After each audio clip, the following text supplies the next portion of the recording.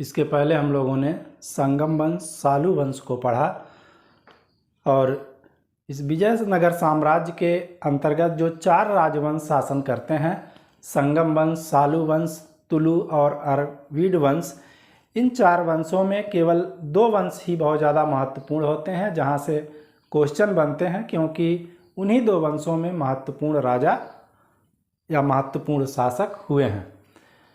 जैसे संगम वंश में देवराय प्रथम और देवराय द्वितीय। देवराय प्रथम के समय में इटली देश का यात्री निकोलो कोंटी विजयनगर साम्राज्य की यात्रा पर आया था और उसने विजयनगर साम्राज्य में सती प्रथा का उल्लेख किया और उसने ये बताया, निकोलो कोंटी ने, कि देवराय प्रथम ने इस तुंगभद्रा नदी के तट पर डैम का निर्माण करवाया था, बांध का निर्माण करवाया था और जहाँ से नहरें निकाली गई थी और उस नहर के द्वारा पूरे विजयनगर साम्राज्य की सिंचाई की जाती थी। और देवराय द्वितीय के समय में फारस देश का यात्री अब्दुल रज्जाक आता है और ये ईरान के शासक शाहरुख का दूत था और उसने विजयनगर की बड़ी प्रशंसा की। उसने कहा कि विजयनगर विश्व के सुंदरतम नगरों में से एक है। और ये तीसरा वंश है तुलु वंश और ये तुलु वंश की स्थापना वीर नरसिंह ने किया था और इनका कोई विशेष योगदान नहीं होता है। और तुलु वंश का सबसे प्रतापी शासक, सबसे महान शासक कृष्णदेवराय होता है। कृष्णदेवराय ने केवल तुलु वंश का सबसे प्रतापी, सबसे महान शासक है, बल्कि यह पूरे विजयनगर साम्राज्य का सबसे प्रतापी शासक है और इससे बहुत सारे ऑब्जेक्टिव बनते हैं। देखिएगा, बाबर ने अपनी आत्मकथा, बाबर की जो आत्मकथा है, ये तुजुक ए बाबरी, तुजुक ए बाबरी, ये बाबर की आत्मकथा है और इस तुझके बाबरी को बाबर ने तुर्की भाषा में लिखा था, तुर्की भाषा में। जब मुगल वंश पर हम चर्चा करेंगे तो ये सब सारी चीज़ें आएंगी। और इस तुझके बाबरी में बाबर ने क्या कहा? कहा कि कृष्णदेवराय ये तत्कालीन भारत का सबसे शक्तिशाली शासक है। और बाबर ने अपनी आत्मकथा में 5 मुस्लिम राज्यों और 2 हिंदू राज्यों के बारे में चर्चा की है। जो 2 हिंदू राज्य हैं उसमें एक है विजयनगर और दूसरा होता है राजस्थान में मेवाड़। विजयनगर और मेवाड़ का उल्लेख बाबर ने अपने आत्मकथा तुझके बाबरी में किया है। और उड़ीसा नरेश गजपति को कृष्णदेवराय ने 4 बार हराया था। यहाँ देखिए उड़ीसा है, उड़ीसा के राजा थे गजपति। गज माने हाथी का, पति माने पति, या हाथी के पति थे, गजपति इनको कहा जाता है। गजपति नरेश को कृष्णदेवराय ने विजयनगर का राजा जो था ये कृष्णदेव राय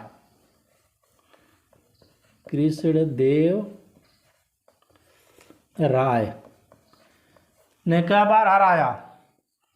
4 बार हराया। तो गजपति ने कहा कि हम 4 बार हारे, बड़ी बेइज्जती हो रही, बहुत बेइज्जती हो रही है समाज में, हम मुंह कैसे दिखाएंगे। तो कृष्णदेवराय से याचना किए संधि के लिए। तो कृष्णदेवराय ने कहा कि ठीक है, हम संधि के लिए तैयार हैं, तुमसे हम संधि कर लेंगे, लेकिन तुम्हें अपनी पुत्री का विवाह मुझसे करना होगा। तो ये उड़ीसा नरेश गजपति ने कहा कि भाई हमेशा हारने से अच्छा है कि एक बार शादी कर लें और हम लोग ससुर दामाद बन जाएंगे और हमेशा के लिए झंझट ख़त्म हो जाएगा। जिस प्रकार से हमने बताया था गुलाम वंश में कि गुलाम वंश का संस्थापक कुतुबुद्दीन ऐबक ने वैवाहिक संबंधों के द्वारा अपने विरोधियों को शांत किया था, उसी प्रकार से ये गजपति हैं, देख रहे हैं कि हम बार बार हार रहे हैं, तो संधि की याचना किए अपनी पुत्री का विवाह कृष्णदेवराय के साथ कर दिए और ये एक दूसरे के रिश्तेदार बन गए।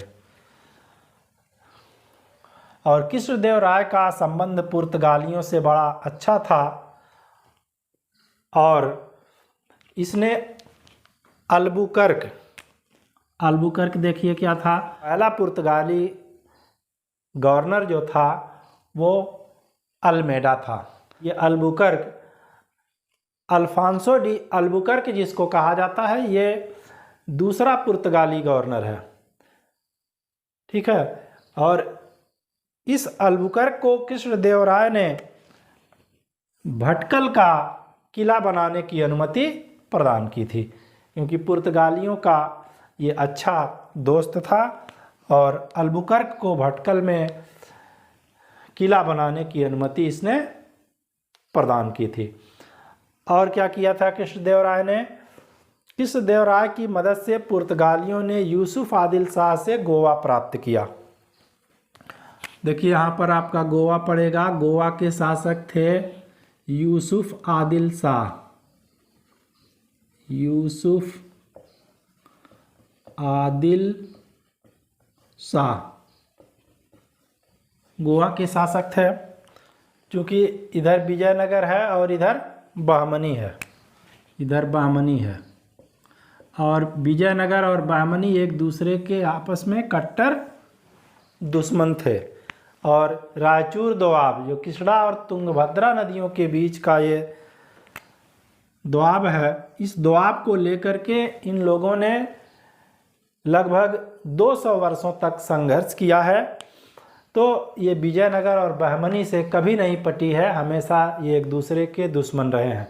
और तीसरे यहाँ पर पुर्तगाली भी आ गए हैं, तो यहाँ पर एक त्रिकोणीय संघर्ष की स्थिति पैदा हो गई है। पहला पुर्तगाल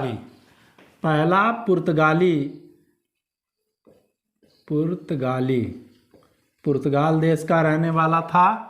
वास्को डी गामा आता है। वास्को डी गामा केरल के, ये केरल है, केरल के कालीकट तट पर आता है। 1498 ईस्वी में कालीकट पर आता है। यहाँ का शासक है जमोरिन। जमोरिन ने वास्को डी गामा का बहुत ही गर्मजोशी के साथ स्वागत किया था, बाजे गाजे के साथ स्वागत किया था। तो कहने का अर्थ यह है कि पुर्तगाली क्या चाह रहे थे? इधर पुर्तगाली थे, पुर्तगाली ये चाह रहे थे कि हमारी सत्ता का विस्तार भारत के ये पश्चिमी समुद्र तट पर हो जाए। तो गोवा के शासक यूसुफ आदिल शाह थे और पुर्तगालियों ने कृष्णदेवराय की मदद से यूसुफ आदिल शाह से गोवा को छीन लिया।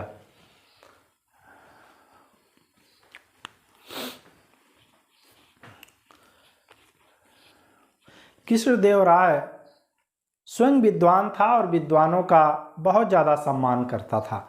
कहा जाता है कि जो विद्वान होगा वही विद्वानों का सम्मान भी करेगा, क्योंकि एक कहावत है, भैंस के आगे बीन बजावे भैंस खड़ी पगुराए। तो जो कुछ नहीं जानेगा उसके सामने विद्वान हो या कुछ हो, उसके लिए सब बेकार है। तो ये कृष्णदेवराय स्वयं विद्वान था और विद्वानों का आदर भी करता था, सम्मान भी करता था। इसने अमुक्त माल्याद और जाम्बवती कल्याणम जैसे ग्रंथों की रचना की है और इसके दरबार में अष्टदिग्गज पर भी हम चर्चा करेंगे। कृष्णदेवराय एक महान विद्वान, विद्या प्रेमी एवं विद्वानों का संरक्षक था और इसने आंध्र भोज, अभिनव भोज एवं तेलुगु भोज आदि उपाधियां धारण की। देखिए, महाराजा भोज परमार वंश का एक बड़ा ही प्रतापी शासक था। वो भी कला एवं विद्या का प्रेमी था। इसीलिए कृष्णदेवराय ने ये आंध्र भोज, अभिनव भोज और तेलुगु भोज आदि की उपाधियां धारण की। और कृष्णदेवराय स्वयं एक विद्वान था और विद्वानों का ये आदर किया करता था और इसकी जो प्रमुख रचनाएं हैं अमुक्त माल्यद और जाम्बवती कल्याणम। अमुक्त माल्यद जो है यह तेलुगु भाषा में लिखी गई है, तेलुगु भाषा में। अमुक्त माल्यद तेलुगु भाषा में लिखी गई है और अमुक्त माल्यद जो है ये राजनीति पर लिखा गया बुक है। जिस प्रकार से कौटिल्य ने अपने अर्थशास्त्र की रचना जो की है वह राजनीति एवं प्रशासन पर लिखा गया ग्रंथ है, उसी प्रकार से कृष्णदेवराय का अमुक्त माल्यद तेलुगु भाषा में लिखा गया है और यह राजनीति एवं प्रशासन पर लिखा गया एक बुक है। और दूसरी जो महत्वपूर्ण रचना है जाम्बवती कल्याणम, यह एक नाटक है और ये संस्कृत भाषा में लिखा गया है। जाम्बवती कल्याणम संस्कृत भाषा में लिखा गया है, संस्कृत भाषा में। जाम्बवती कल्याणम संस्कृत भाषा में लिखा गया है और उसके अतिरिक्त कृष्णदेवराय ने उषा पैड़े की भी रचना की है।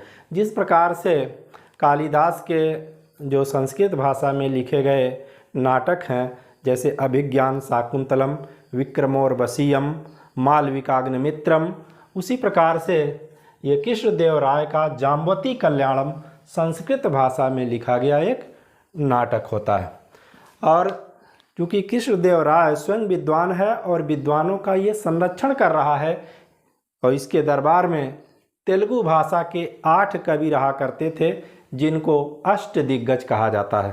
तो ये अष्टदिग्गज कौन हैं? विजयनगर साम्राज्य के सबसे प्रतापी शासक कृष्णदेवराय के दरबार में रहने वाले तेलुगु भाषा के 8 विद्वानों को अष्टदिग्गज कहा जाता है। देखिएगा अष्टदिग्गज जो है किस भाषा के विद्वान हैं? तेलुगु भाषा के विद्वान हैं। इन विद्वानों में पेडन्ना सबसे प्रमुख था। तेनालीराम के बारे में तमाम सुने होंगे, इसकी किस्सा और कहानियाँ बड़ी फेमस हुआ करती थी। ये अष्टदिग्गज क्या करते थे? इन अष्टदिग्गज पर पूरा का पूरा कंट्रोल कृष्णदेवराय का होता था और ये अष्टदिग्गज राजनीति के बारे में, युद्ध के बारे में, धर्म के बारे में इत्यादि के बारे में ये लोग कृष्णदेवराय को परामर्श दिया करते थे अष्टदिग्गज। जहाँ पर हम अष्टदिग्गज की बात कर रहे हैं वहीं पर एक अष्टप्रधान भी होता है। जब हम शिवाजी के मंत्रिपरिषद की बात करेंगे तो वहाँ पर अष्टप्रधान आएगा और अष्टछाप क्या होते हैं? अष्टछाप जो थे वल्लभाचार्य के 8 शिष्य थे और इनमें सूरदास सबसे प्रमुख थे। सूरदास को अष्टछाप का जहाज कहा जाता है। अष्टांगिक मार्ग क्या होता है? बौद्ध धर्म में आचरण के जो 8 तरीके बताए गए हैं उसी को अष्टांगिक मार्ग कहा जाता है। बौद्ध धर्म में आचार व्यवहार के 8 तरीके बताए गए हैं, उन्हीं को अष्टांगिक मार्ग कहा जाता है। जैसे सम्यक दृष्टि, सम्यक वाणी, सम्यक कर्म, सम्यक व्यायाम, सम्यक स्मृति, सम्यक समाधि, सम्यक संकल्प, ये सारी चीज़ें होती हैं जिसमें सम्यक जुड़ा होता है। तो ये अष्टांगिक मार्ग होते हैं। अष्टांगिक मार्ग बौद्ध धर्म में आचरण के, आचार व्यवहार के 8 तरीके होते हैं। कृष्णदेवराय ने मंदिरों का भी निर्माण करवाया था जिनमें विट्ठल स्वामी मंदिर और हजारा मंदिर ये फेमस होता है। विट्ठल स्वामी मंदिर से देखिए कई बार क्वेश्चन पूछा जा चुका है कि विट्ठल स्वामी मंदिर का निर्माण किसने करवाया था? विट्ठल स्वामी मंदिर का निर्माण कृष्णदेवराय ने करवाया था और ये दक्षिण भारत में बना हुआ एक महत्वपूर्ण मंदिर होता है। और हजारा मंदिर का भी निर्माण कृष्णदेवराय ने ही करवाया था। नगरों में नागलपुर और हासपेट का निर्माण कृष्णदेवराय ने करवाया था। नागलपुर का और हासपेट नगर का निर्माण कृष्णदेवराय ने अपनी पत्नी की स्मृति में करवाया था। कृष्णदेवराय के समय में 2 पुर्तगाली यात्री आते हैं भारत यात्रा करने के लिए, बारबोसा एवं डोमिंगो पायस भारत आते हैं और कृष्णदेवराय के समय में ही इन्होंने विजयनगर की यात्रा की है। ये कहाँ के यात्री हैं? पुर्तगाल के। तो थोड़ा सा हम लोग देख लें पुर्तगाल कहाँ पर होता है और किस प्रकार से। ये देखिएगा अफ्रीका महाद्वीप है, ये आपका इस प्रकार से। यहाँ ये काला सागर, भूमध्य सागर, यहाँ देखिएगा एक छोटा सा देश होता है, इसको पुर्तगाल कहते हैं। पुर्तगाल।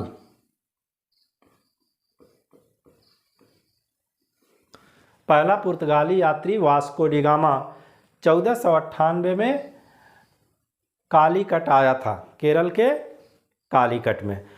इसके बाद देखिए हमने बताया था कि देवराय प्रथम के समय में इटली देश का यात्री निकोलो कोंटी विजयनगर साम्राज्य की यात्रा करने आया था और उसने विजयनगर साम्राज्य में दास प्रथा का उल्लेख किया और उसने ये बताया था कि देवराय प्रथम ने तुंगभद्रा नदी पर डैम का निर्माण किया था और वहाँ से तमाम नहरें निकाल करके विजयनगर साम्राज्य में सिंचाई सुविधाएं उपलब्ध कराई गई थी।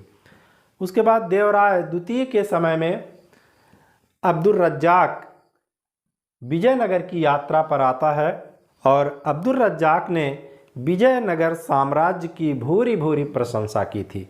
उसने कहा था कि विजयनगर दुनिया के शानदार नगरों में से एक होता है। उसी प्रकार से दो पुर्तगाली यात्री बारबडोसा और डोमिंगो पायस कृष्णदेवराय के समय में विजयनगर की यात्रा पर आते हैं। कहाँ से? पुर्तगाल से आते हैं। नाम है इनका बारबोसा और डोमिंगो पायस।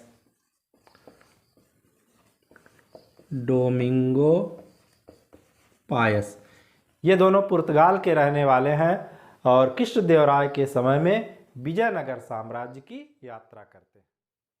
इसके बाद हम लोग कंसाइज कर लेते हैं कि कृष्णदेवराय एक महान विद्वान एवं विद्या प्रेमी शासक था और उसने परमार वंश के राजा भोज के नाम पर ये आंध्र भोज, अभिनव भोज और तेलुगु भोज आदि उपाधियां धारण की।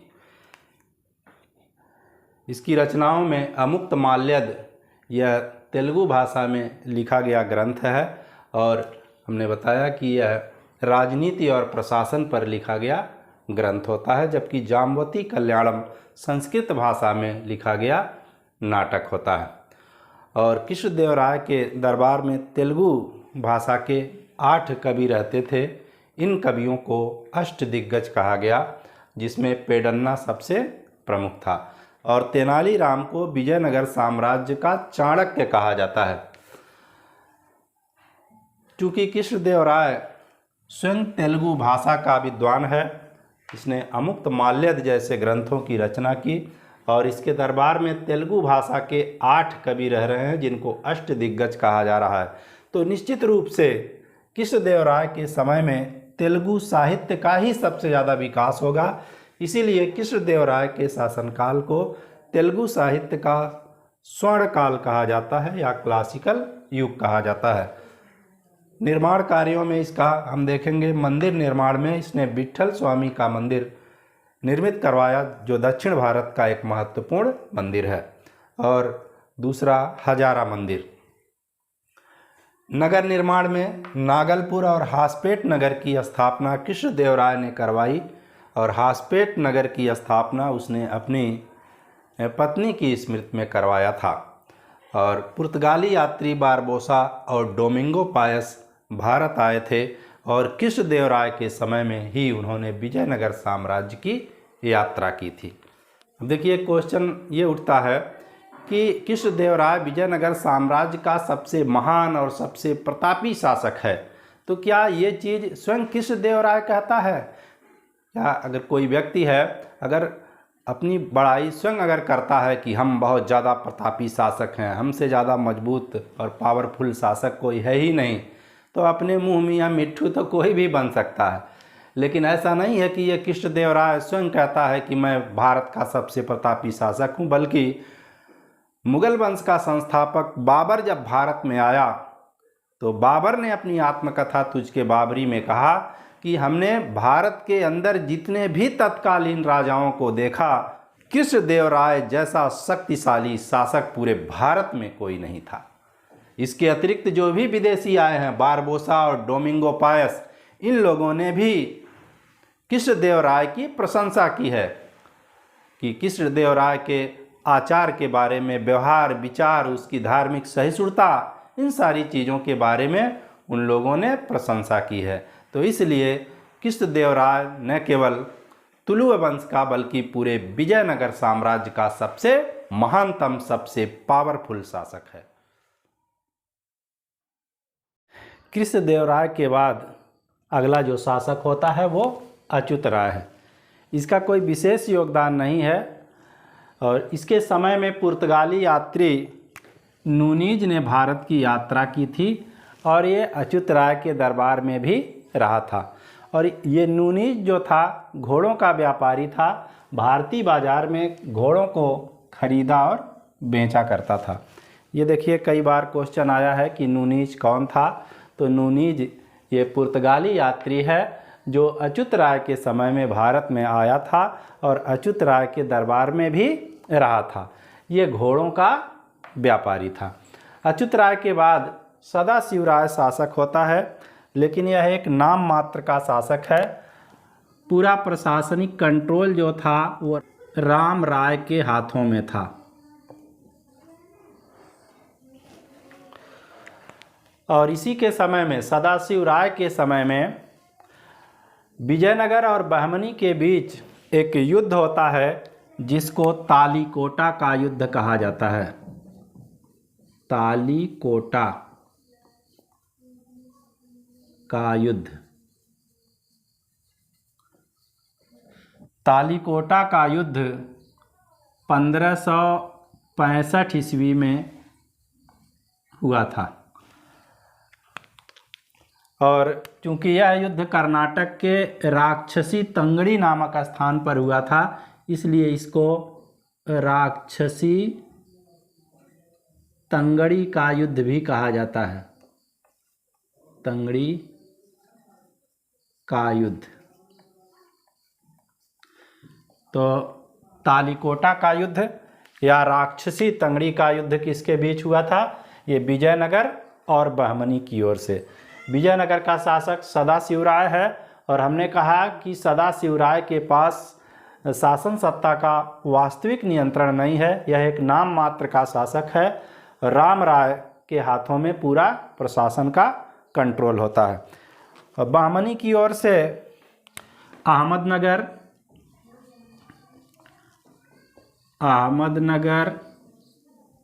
गोलकुंडा,